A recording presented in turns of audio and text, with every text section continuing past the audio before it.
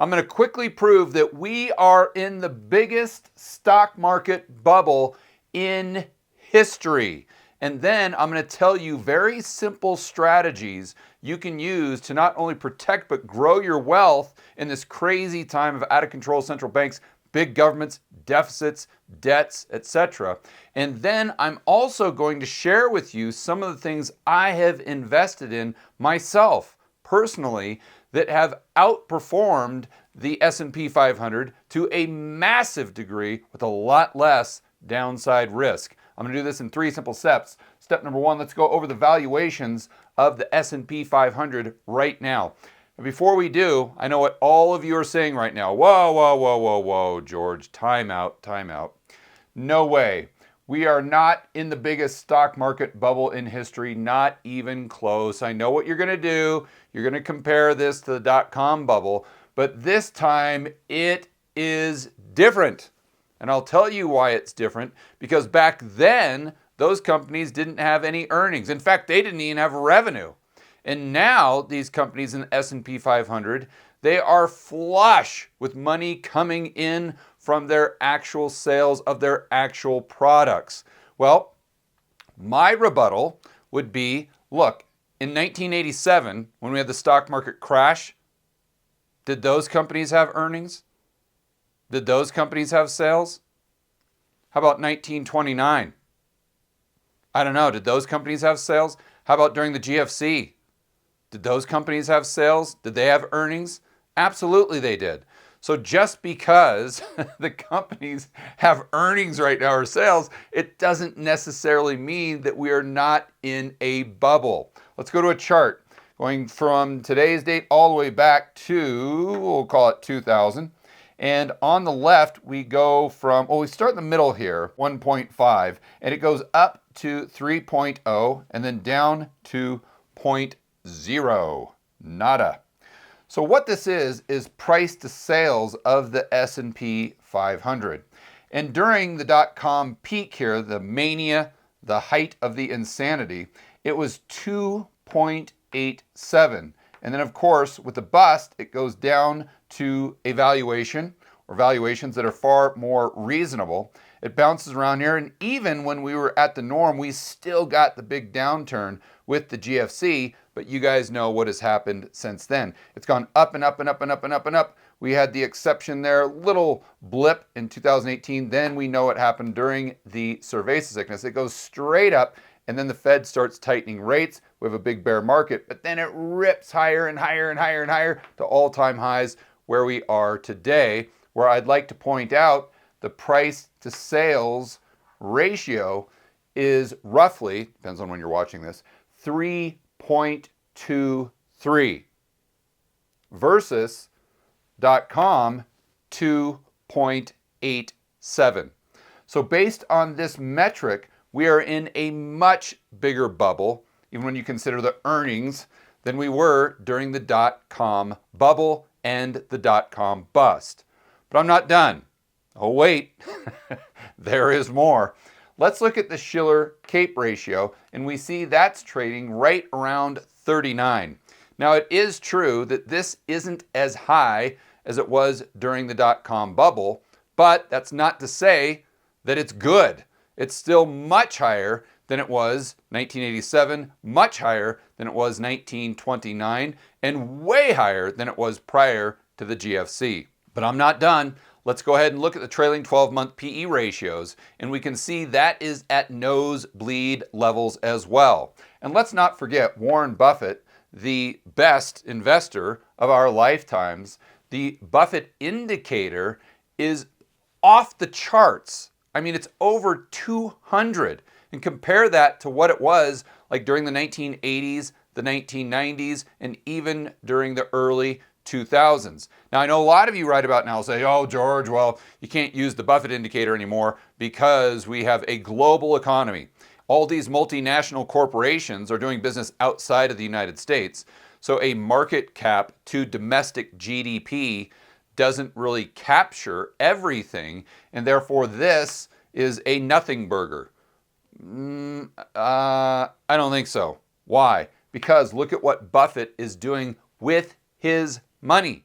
He has the largest cash position he has ever had in his life as a percentage of his overall portfolio. And by the way, he's not in cash, he's in T-bills. More on that in just a moment.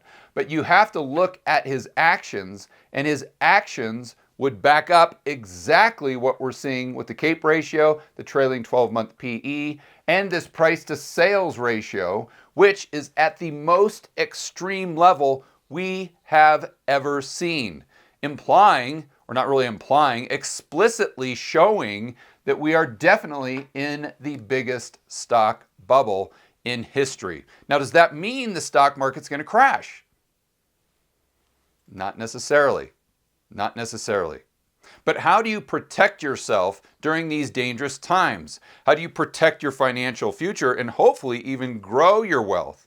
Well, the answer isn't just Bitcoin, and it isn't just gold. We're going to go into these specific strategies that anybody can use, no matter how much of a beginner you are or how advanced, right now. Step number 2. Now let's go over these hidden methods, kind of these secret methods that nobody talks about, that smart investors have been using to not only beat the S&P 500, but with a lot less downside risk. And they've been using these methods and techniques for the last 100 years. Here's what I'm talking about. The first thing you need to realize is if you want to protect and grow your wealth, regardless of how dangerous the economy is, regardless of the debt, regardless of how big the stock market bubble is, you have to do the opposite of what everyone tells you to do. That's basically the secret. That's the method. Just do the opposite of what everyone tells you to do. Do the opposite of what your friends and family members tell you or are doing themselves. Do the opposite of what Dave Ramsey tells you is the smart thing to do. Do you think Warren Buffett listens to Dave Ramsey? Just out of curiosity. I have the privilege of hanging out with a lot of hedge fund managers due to what I do on YouTube. And these people are wildly successful. People that you've never heard of. Do you think that they follow Dave Ramsey's advice and just buy the S&P 500, a passive fund, buy and hold, buy the dip, dollar cost average? Of course not. They do the complete opposite. So let's go through that right now. First and foremost, let's tackle the elephant in the room, which is passive investing. Everybody always tells you, well, you can't try to use your brain. You can't try to use common sense. You can't use that critical thinking stuff. That'll get you nowhere. What you have to do is just take a percentage of your paycheck, and like a robot, you just have to invest that into a passive S&P 500 fund every single month. So let's go ahead and put this theory to the test. Let's actually use our brain, the opposite of what financial planners want you to do. And let's go back to the S&P price to sales. This is a little bit different chart, looking just at 1999 to 2025. To be more specific, it ends August 19th, 2025. But where we were was 319. This is price to sales ratio. And just on this time frame, the average was 1.88. But you can see where we were during the dot-com, right around 2.87, if you remember. And look at where we are today. I mean, much, much higher. So if we're thinking about this like rational adults instead of just like robots that we've been programmed to just go into this passive investment vehicle, set it and forget it, we can see that the probabilities, again, there are no certainties, there are only probabilities, but the probabilities that we do well throughout the rest of this decade or over the next 10 years is extremely low because we know these valuation metrics tend to mean revert. So I'm not saying that the S&P 500 isn't going to go up. It absolutely could. It could double, it could triple, it could quadruple from here. But that doesn't necessarily mean that it's a smart thing to invest in right now. Let me give you an example I always use on this channel. It's blackjack. This is a game we all know. So if you have a 19, is it possible to get a 21? Yes, it is. You could hit and get a 2. Now, would any of you watching this video right now do that? The answer is no. You'd say, George, you never, ever, ever hit on a 19. Why? Because the odds are against you. Hello, that's what we're looking at here with the S&P 500 based on the valuations where we are today. Is it possible for it to go up? Absolutely. Just like it's possible for you to hit on a 19 and get 21 and get blackjack. But no one in their right mind would do that. So what you want to do as an investor, obviously, is to take those odds and put them in your favor. And in order to do this, you have to start by doing the complete opposite of what people tell you to do or what you thought was the smart way to invest. But it doesn't stop with just passive investing. Now let's go ahead and tackle the idea of buy and hold. And once again, you want to do the complete opposite. Now, I know what a lot of you are saying right now is, okay, George, I won't buy the S&P 500. I get what you're saying, but I'll go ahead and select certain stocks in the S&P 500 that I think are super cheap, and then I'm just going to hold them forever, or dollar cost average, because I know that, is the smart thing to do. Okay, great. Well, let's just go ahead and think that one through. Editor, let's go ahead and throw up a chart of home prices adjusted for inflation. And the first thing that's shocking is you can see going all the way back to the 1800s, that from the late 1800s to call it 1997 or so, home prices in the United States did not go up. Let me repeat. From the late 1800s to 1997, home prices, when you adjust for inflation, did not go up. So I retired, as most of you know, in 2012.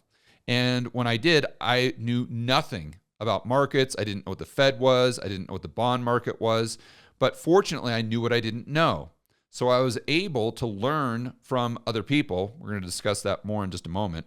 And I realized that then was a pretty decent time to buy real estate because of the cash flows. And I looked at this exact chart. And I said, okay, we're almost down to the level where kind of the historic norm, if you want to call it that. So my downside isn't that much, but the cash flow is incredible. So I'm going to go ahead and buy.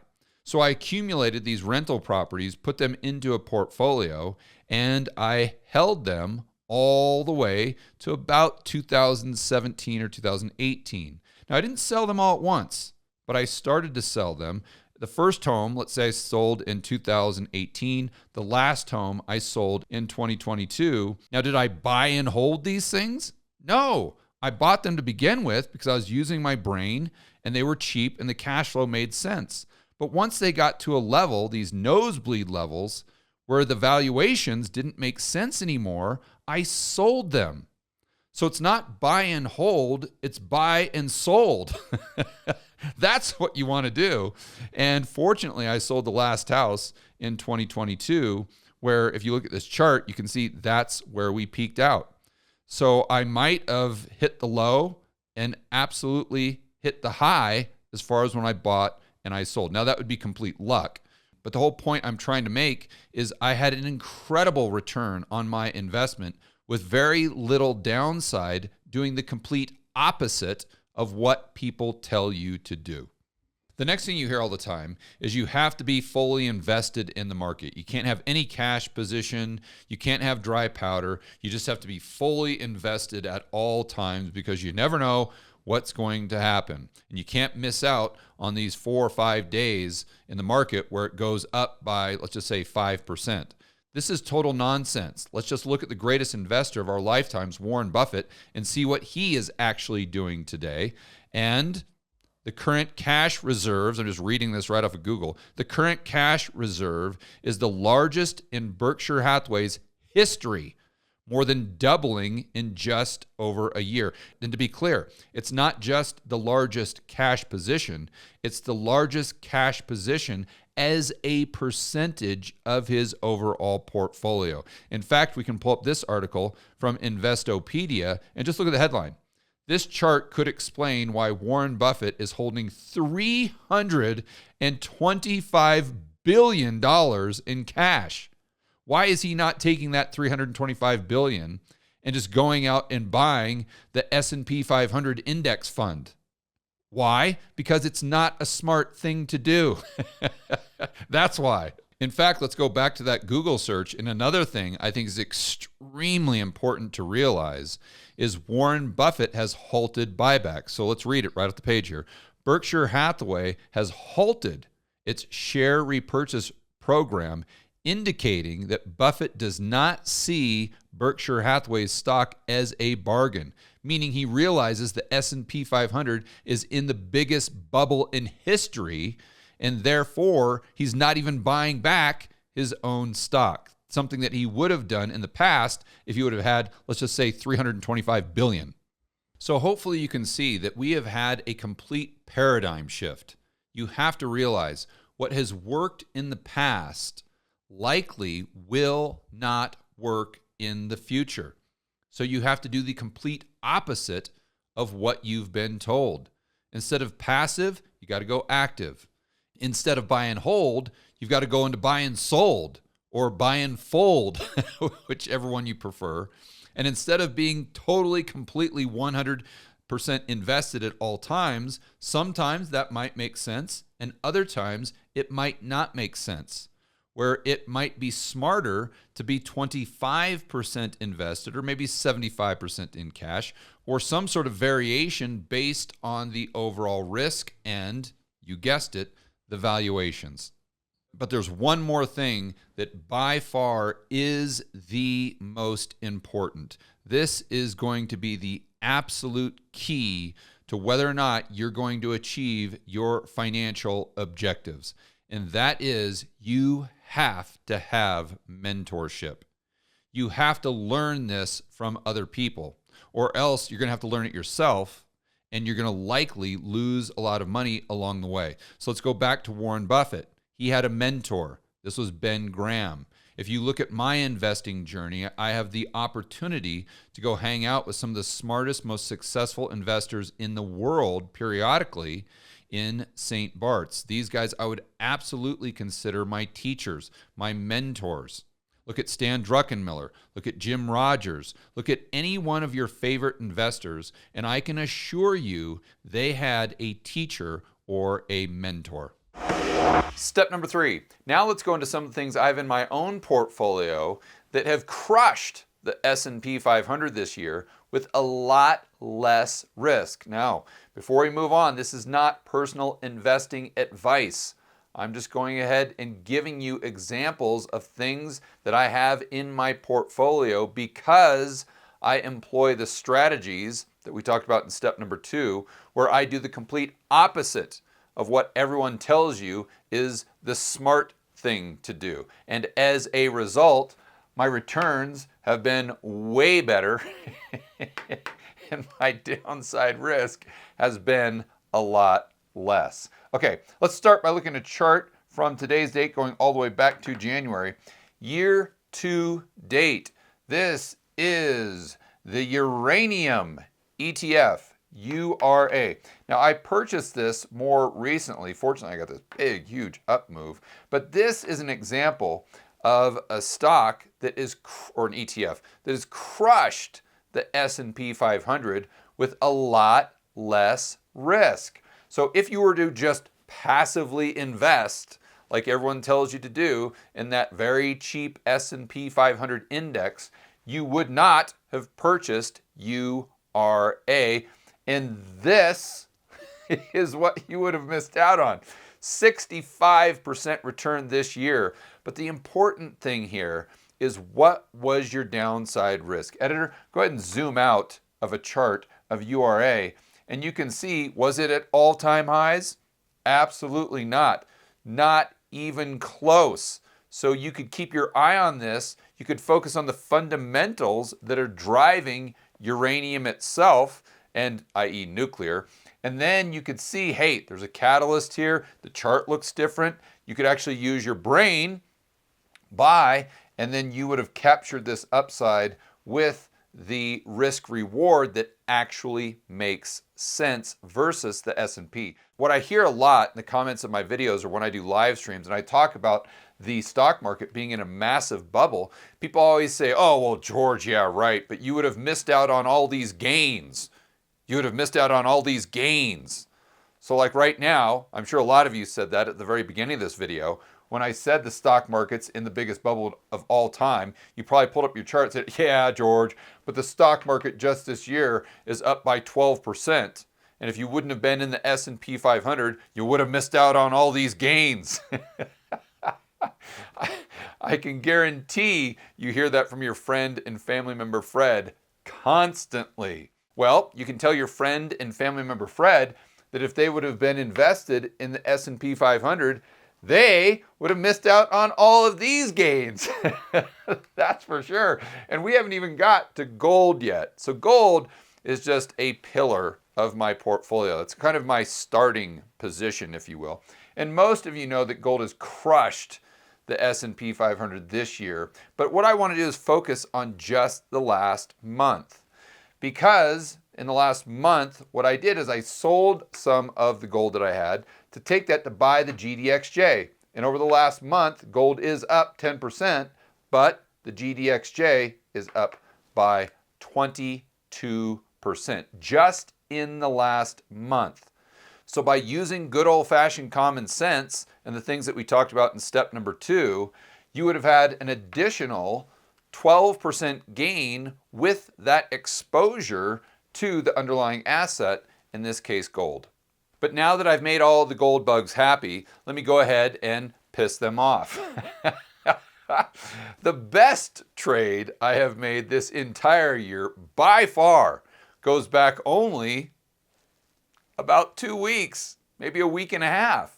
When the JOLTS numbers came out, I saw that the labor market was really starting to deteriorate, but that wasn't necessarily priced into the long end of the curve because we have this narrative about deficits and debts exploding and therefore causing interest rates to go up.